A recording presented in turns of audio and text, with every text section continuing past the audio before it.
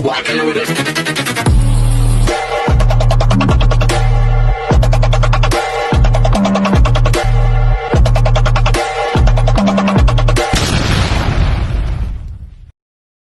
Hello beautiful people! Welcome back to my channel. This is your Mama Sam dito sa Samsam TV. Kamusta naman kayo mga amigo, amiga, kumare at kumapare? Happy weekend sa atin lahat. So syempre ang saya lang kasi Friday na, pero ako mukhang hindi masaya kasi pupunta kami sa school bukas, tapos sa linggo naman ng gabi meron naman akong meeting with Mr. International Queen, o di ba? So medyo nakakaloka. Anyway, tuloy ang laban, tuloy ang buhay at tuloy ang ligaya. So kanina nga galing na nga ako doon sa doctor kasi nga 'di ba masakit na naman yung tuhod ko. Ayun naman pala, nag-gain na naman kasi ako ng 1 kilo kaya hindi pa siya gumagaling, tapos ayun, nabigatan na naman siya. So, syempre, another turok na naman sa puwet ang naranasan ko. So, yun, an injection na naman ako. Pero, ayun, in fairness naman talaga sa injection na ginagawa nila, I feel better. Kasi, after nila ako injectionan, wala talaga ako nararamdaman na sakit ano kagad yung sakit, in fairness. Ayun nga lang. So, inject ka talaga. Anyway, at least kung saan gagaling at kung paano tayo babalik sa dati nating syempre sigla. So, syempre, ayan, niresetahan na naman niya ako ng mga gamot. Ito, meron para sa buto. At syempre, para sa high blood. In fairness, sa dugo ko, bumaba siya. Kaya lang, sabi ng doktor, mababa siya kasi umiinom ako ng gamot. Pero kasi dati, na-experience ko, binigyan ako ng pampababa ng dugo. Yung maintenance, binigyan ako ng maintenance pero ang taas pa rin yung dugo ko. So yun, ngayon in fairness, bumaba talaga siya ng bonggang-bongga. At ito naman para daw sa sakit. Anyway, kailangan natin inumin yan. Wala tayong magagawa kundi sundin ang doktor para gumaling. Wala naman akong choice, di ba? So, yon. So, syempre, pag-usapan natin ngayon, it's Atisa Manalo pa rin. Grabe si Atisa. Ang lakas, no? Ang lakas talaga ng laban niya. Sabing ganon, mas marami daw talagang Pilipinong nag-aabang kay Atisa Manalo para sa laban niya dito sa Miss Cosmo. Oo naman, kasi Atisa Manalo yan. At hindi pa niya nakuha yung universe. Parang feeling ko, swerte niya na napunta siya dito sa Miss Cosmo. Dahil ang laki talaga ng chance na manalo, to be honest. And then malapit na tayong makatungtong sa sa number 1 spot kasi si Cambodia merong boto na 554 and 800 ang total votes niya. Si Atisa Manalo sa loob lang ng dalawang araw meron na siyang 409 and 800,000. So, konti-konti na lang yung hahabulin natin. As in, talagang parang kaya pa ni Atisan tong lagpasan. So, siguro bukas, bongga na. Grabe, no? Ganun kalakas si Atisa Manalo. So, nakakaloka. 120 yung reaction. Ito yung nag-like. And then, 25 yung nag-comment at yung nag-share naman ay 264K. Ang naloka lang ako, ang laki ng share pero konti ang reaction. Dapat parehas ang total ng reaction at saka yung nag-share at saka syempre yung nag-comment. At tamad naman ng mga tao. Ano ba naman yung mag-comment na kayo para matotal yung lahat-lahat, diba? So yun, so good luck. Good luck sa atin. Good luck sa pambato natin. So, ayan, sana makuha natin yung number 1 spot. Sana si Atisa na talaga to. So wala na, pinataob niya na si Thailand at pinataob niya na yung iba. Si Cambodia na lang talaga yung matindi nating kalaban dito. At makukuha na natin yung number 1 spot. So ang kailangan natin gawin ay talagang magsanib puwersa talaga. At in fairness sa mga Pinoy, no, talaga namang bayanihan talaga. Imagine mo, 2 days, nakuha natin yung malaking boto. O, di ba? So, yun. So, laban lang. Kayang-kaya natin yan. At, eto nga, syempre, ang inihintay pa natin dito, kung ano ba ang magiging eksena ngayon ni Atisa sa Miss Cosmo. Syempre, yan yung isa sa mga inaabangan natin.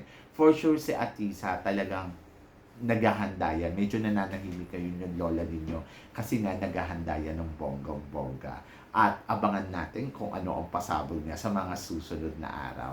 So yon, so may nagtatanong nga sa akin, Mama Sam, bakit ang lakas ng suporta ng mga Pilipino kay Atisa at bakit daw kay Chelsea Manalo ay puro daw bash? Kasi una siguro dahil malaki yung tiwala talaga nila kay Atisa. Yung dumating si Atisa Manalo dito sa Miss Universe Philippines, talagang yun lahat talaga naniniwala na si Atisa ang mananalo. Pero syempre hindi natin alam kung ano ang naging desisyon ng hurado at desisyon ng organization. Ang gagawin mo na lang talaga, rerespetohin mo. Nung una, syempre mahirap tanggapin. Parang hindi tayo makapaniwala na talaga ba si Atisa ba talaga ang ano sa ang tawag dito, si Atisa ba talaga yung hindi nyo pinanalo sa Miss Universe? Pero ako, para sa akin siguro may purpose talaga yung organization kung bakit hindi siya inilagay sa universe. Kasi nga, inilagay siya sa Cosmo. So, kumbaga kung iisipin mo, tamang strategy yung ginawa eh. So, naging maingay ang Cosmo sa Pilipinas dahil syempre, malaking kandidata ang inilagay niya dyan. Imaginein mo na lang, ang nilagay niya dyan ay si Tara Valencia or kaya ang inilagay niyan ay si Chelsea Manalo. So, deadma lang sila, di ba? Oo, nandoon na may support na makukuha pero hindi katulad ng talaga yung ine-expect mo ngayon na ganito talaga kabongga, di ba? So, yon. And then, pangalawa, kahit ilagay mo kasi si Atisa kahit saan, talaga yung tao, susuportahan yan. Kung nilagay siya sa universe, syempre mas exciting. Kaya lang, ang nakita ko din dito, parang maganda din yung chance kung bakit nilagay dito si Atisa Manalo. Ako ngayon naniniwala na ako na hindi nila nilagay si Atisa Manalo sa universe dahil hindi siya kapanapanalo. Nilagay si Atisa Manalo sa Cosmo dahil ang target ng organization natin sa Pilipinas ay manalo dito sa Miss Cosmo. At naniniwala siyang kakayanin to ni Atisa Manalo. Perfect candidates kasi si Atisa para dito sa Miss Cosmo. At ayun, nakita naman natin na talaga namang kumakabog ang isang Atisa Manalo. At naniniwala kasi sila na parang isang malaking evento na dapat isang malaking kandidata talaga ang ilalagay mo dito. At perfect si Atisa. And kung ikaw inaalagaan mo rin si Atisa, kung ikaw yung handle ni Atisa, papayag ka eh. Bakit? Kasi possible niya na may uwi yung corona ng Miss Cosmo. At syempre, gusto mo title. Bukod dun sa malaking prize ang makukuha, si Atisa Manalo, hindi pa kasi siya nagiging international title holder.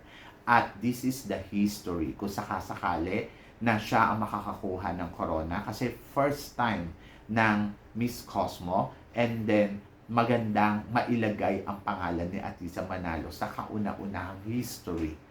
Kaya lang, syempre hindi natin alam in the future kung gaano ba tatagal ang Miss Cosmo at kung hanggang saan. Pero kasi kung magiging matagal ang Miss Cosmo in the future, napakaganda para kay Atisa Manalo na manalo siya ng kauna-unahang Miss Cosmo dahil kikilalanin siyang the first winner of Miss Cosmo. Di ba? So, maganda kung iisipin mo. Kaya lang, syempre, kailangan trabahuhin yan.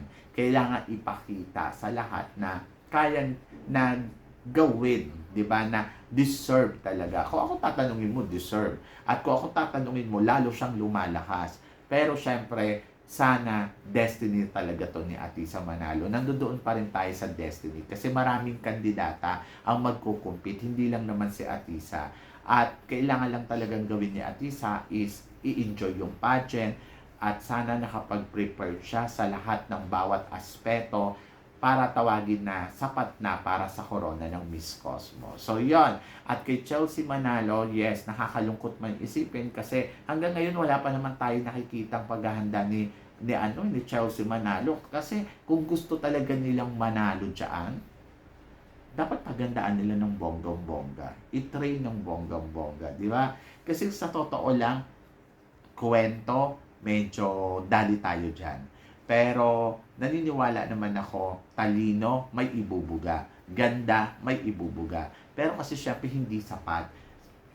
ang swerte niya kapag nakuha niya yung title, di ba? So, sa ngayon, ano ba talaga ang target ng Pilipinas para sa Miss Universe? At ano ba ang target ng Pilipinas para sa Miss Cosmo? So ngayon, tingnan natin kung ano ang magiging resulta ng dalawang kandidatang to. Ba't kailangan natin syempre pagkatiwalaan silang dalawa? Di ba? So yun. So malalaman natin yan in the future kung ano ang magiging resulta at kung bakit nga ba si ganito ang inilagay dito at kung bakit nga ba si Chelsea Manalo ang nilagay sa Universe at bakit si Atisa ang inilagay sa Miss Cosmo. So yon. So alamin natin yan in the future. So kayo guys, ano guys ang masasabi ninyo dito sa mga pinag-uusapan natin ngayon? So ano pang hinihintay mo? Mag-comment below ka lang para at least malaman ko naman kung ano naman ang chika mo dito sa mga pinag-uusapan natin. So yon, syempre guys, maraming salamat sa inyong lahat sa suporta at pagmamahal na binibigay ninyo syempre dito sa channel ko.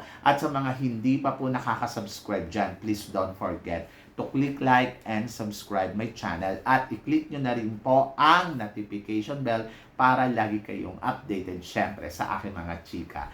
So sabi ng ganon, always keep smiling and always think positive. Walang imposible guys. Magtiwala lang tayo sa itaas. Kaya guys, hanggang dito na lang. Hanggang sa muli nating chikahan. See you tomorrow. Thank you guys.